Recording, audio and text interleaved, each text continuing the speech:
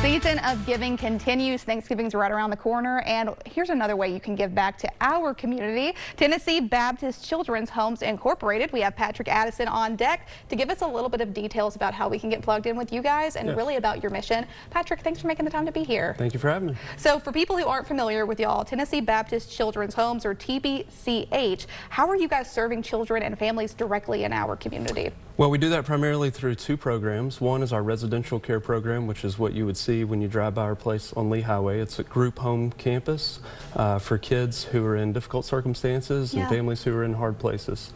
We also have a foster care program where we recruit and train foster families throughout the state in communities as well. But primarily here we are on our campus where we're serving families in a variety of circumstances. It could be homelessness, it could be incarceration, joblessness, whatever would cause a family to need a safe place for their children to be.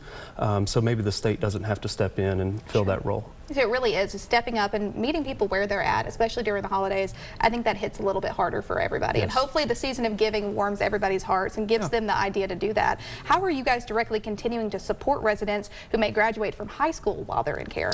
Yes, our kids stay with us for different lengths of time. Sometimes it's short term, fairly short term, and then sometimes it's could be until they graduate from high school. When they do that, they have the opportunity to stay with us, continue to be supported in our care, and we help them through college or some post-secondary education program or getting into the workforce. We help with transportation, support them in various other ways with our staff and our team, and through housing and transportation.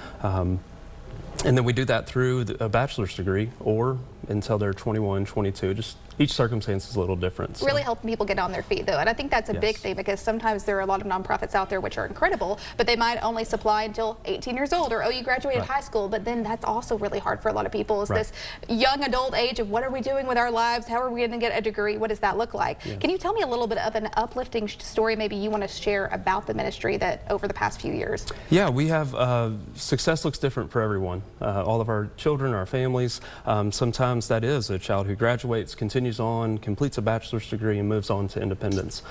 Sometimes, like earlier this year, it's a family who maybe it's a single mom who has a large sibling group that needs a safe place to be.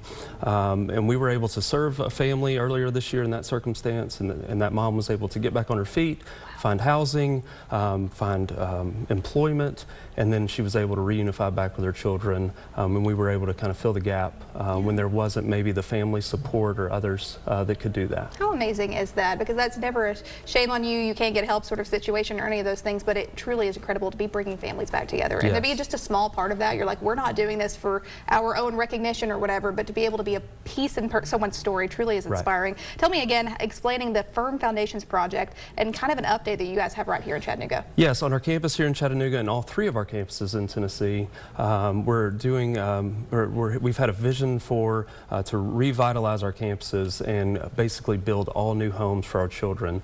Right now we're in the first phase of that in Chattanooga, where we're doing site work. So if you drive by on Lee Highway, you see a lot of dirt and equipment.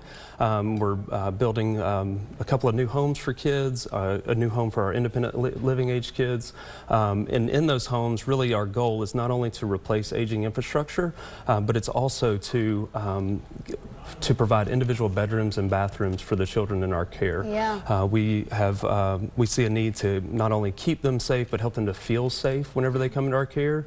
And we feel like to do that, we want to provide each one with their own space. So up to 8 kids in a home, and each would have their own bedroom and bathroom when they come into our care. That really is incredible. I mean, and that's a resource that I think a lot of people take for granted, having your own bedroom, not having to share with your sibling. And I mean, having that, I think it really does bless them and inspire them along the way. Something else I wanted to note, some of the opportunities taking place that our viewers can be aware of right now and how they can get plugged in with you guys. Yes, we simply say pray, serve, give. That looks different for everyone. Pray because we can't do this on our own. Serve, and that's going to be maybe you become a foster family. Maybe that's with us or through another agency, but there's always a need for that.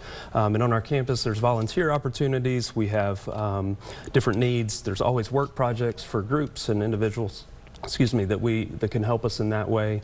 But then also give. Obviously, Giving Tuesday is a time that people can give, but we could also use monthly partners, givers throughout the year. We don't receive any government funding to do what we do. Yeah. We're completely donor supported, and that's through individuals, churches, and businesses throughout not only Chattanooga, but all over the state that support the work that we do.